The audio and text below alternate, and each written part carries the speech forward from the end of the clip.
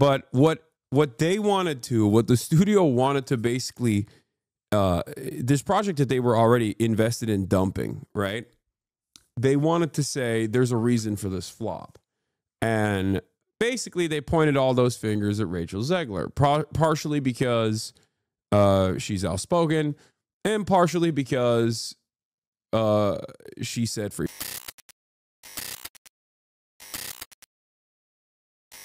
Are there any time for Grum's drama? Yes, chatters. We will look into the juicy Grum's drama as well. Also, shouts out to Pedro Pascal, who posted the support of Rachel Zegler. Pedro shared the story on his Instagram page. Says, at Rachel Zegler, #icon. I like that there are still people in Hollywood that are unafraid of being, what do you call it? They're unafraid of just like being political. Like Pedro Pascal is obviously one of these people. He has a trans sister who he loves very much. So he's very pro-trans. He's obviously has a socialist family, like historical socialism in his background, in his lineage. I saw a tweet about Pedro the other day that I thought was pretty funny. They were like, there's a real old Hollywood vibe to Pedro Pascal where they keep talking about him like, oh, which lady will finally lock him down? Like as though, you know, he's not, you know, he's I'm not going to say nothing. Missed the blast off opportunity, Spudnik. Are you getting him on stream? Oh, dude, that would be amazing. It would be amazing to get Pedro on stream. It's wild to me that the media is going to run with this anti-genocide girl that ruined the box office for the new Snow White, not the shit script and the Gal Gadot boycott. Yeah, I don't think anybody cares. Like, that's the other side of this, is that like, I think most people just didn't care about the Snow White thing. It felt like they dumped the project fairly early on because there was no, wait, hold on. There's no marketing for it. Like when a movie that is this big budget doesn't get like a lot of marketing attached to it, you can kind of tell that they don't care. They're burning it. Yeah. Vanity Fair wrote about it. I like that there are like warring factions within Hollywood press right now. It's very cool. They're warring. We'll talk about Gal Gadot too, actually, because there's a new meta on TikTok that the kids at the gym I go to were making fun of. Like everyone loves making fun of Gal Gadot's horrible acting, but it's like there are certain industry papers that you can tell, like Variety they're attack dogs. Okay. Variety is the type of and there are good writers there as well. There's good publishers, there's good journalists at Variety as well as there are in every outlet. There's good reporters at the New York Times, right? But their output overall basically is like, this Jewish Holocaust survivor director did the most anti-Semitic thing possible by saying Israel's doing a genocide. We should kill him. Like they'll be like, the stars are all out tonight. All of Hollywood's most famous actors and directors have signed a petition. And then you look at the petition and it's like a fucking Google Doc being like, you know, we should arrest the guy who made Zone of Interest. And it's just like an editable link of a Google Doc. It's like, that's not a real petition. And the Hollywood stars that signed on to it are like Michael Rappaport. That's not, you know what I mean? None of those people are Hollywood stars. Get out of here. So in any case, I like that Vanity Fair at least is reporting on this and being like, yeah, this is not working actually. But my speculation is they just basically dumped it. Like they dumped the project. It's something that they do. It's something that studios do in general, where they'll turn around and be like, okay, we're not going to be able to farm this. We'll just use this as like a tax. Like we'll use this as a major loss and then, and you know, lower our tax burden, right? Or they sometimes will do it to extend IP, things of that nature. But the reason why I say that like this wasn't a project that they were really invested in beyond the $200+ million that they dumped into it was because of the lack of marketing, right? And this is stuff that they do all the time, like especially in the age of streamers where they just don't market this stuff. They just kind of like let it sit out there in and of itself with seemingly no for seemingly no reason, right? But ultimately they came after Rachel Zegler because she's outspoken. She's an outspoken actress who is both quote unquote political because she's a brown woman and young, but also because she is actually kind of outspoken, right? And, you know, she has that like 2016 era liberal, maybe even leftist vibes to her in a way that in a package that is also rubbing people the wrong way because she's also like a brown woman, right? That's it. She's half Polish. It don't matter, dog. That's not what people are looking at, okay? No one is busting out the calipers. They're like, no, she's a brown woman. This is the way they approach it. So kindly, she's not brown. Oh my God. Why are all the wokes in the chat are like, excuse me, I traced her ethnic heritage and I found that she is not indigenous enough to be considered a brown. Like, shut up, okay? We're not talking about people's skin color here, okay? We're talking about why right-wingers hate her. You don't have to do freaking phrenology in the woke way right now, okay? You're not brown, please shut the f up. Wait, what? I'm not. I didn't say I was. What does this have to do with me? Oh my God, this guy. I'm gonna time you out for an hour. I can tell this is Cal is on one today. Okay, you're getting off for your own good. Okay, for your own good, because you're being incredibly annoying this morning. Anyway, so yeah, she's outspoken. She says some shit. She says some shit about Snow White. She did like the classic, like, oh, it's not going to be the old school Snow White, movie. It's going to be something different, whatever. But what the studio wanted to basically, this project that they were already invested in dumping, right? They wanted to say there's a reason for this flop. And basically they pointed all those fingers at Rachel Zegler, partially because she's outspoken, and partially because she said free Palestine. And we covered this story already, but it's cool that all these like big bad industry papers turned around and wrote articles about how she actually is the reason why the Snow White movie is failing, and not because of like Gal Gadot, or not because of any other reason, not because it got a 1.8 on IMDb. Like, these are not, she is not the only reason why this project kind of fell apart, okay? That's ridiculous.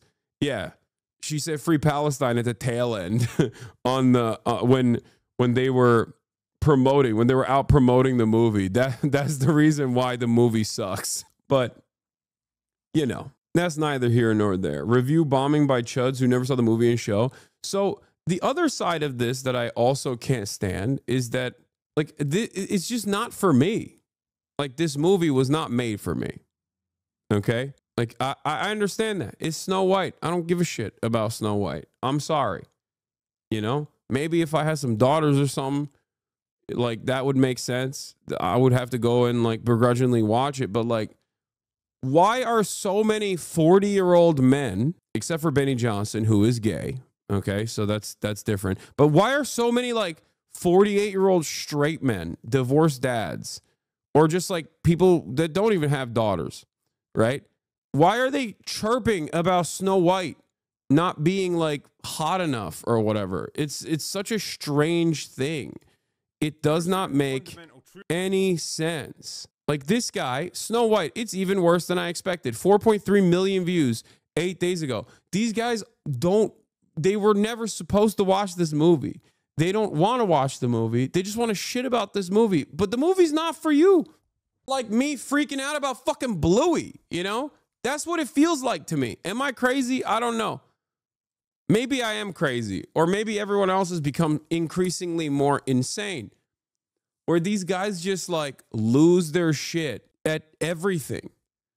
And it's supposed to be the most masculine thing you can do. The most masculine thing you can do is get mad at a Disney production made for children. What are you doing? Like, what are you doing? It's for girls. It's for children. It's for like babies and maybe some gay men, you know?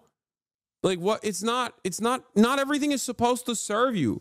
Has Snow White ever, was the intention for Snow White to serve you well into your adulthood? Like, I don't understand. The movie was bad though. Rachel was good, but the movie's bad. I know. But even if the movie was good, I would still say it's not for me. I don't give a shit. And I think there's a level of freedom and a level of honesty in saying, I don't care about this. Okay? These guys, on the other hand, cannot do that because they cannot do that. They have to. They have to make it. They have to complain. Why do we care it though? I don't care about the movie at all. I care about this shit. I care about these fucking losers like losing their goddamn minds over it. I care about the culture surrounding rage bait outrage merchants, okay? This is what they do. This is what they sell. They sell outrage. Was the original Snow White Asmongold's favorite movie? That's what I that's the thing. Like, I don't know. I don't know if we can just like get people to snap out of it like this either. I try to. I try my best. I'm like, hey, I don't think you care about this. Like, why do you care about this so much? Like, are you okay? You know, is everything all right?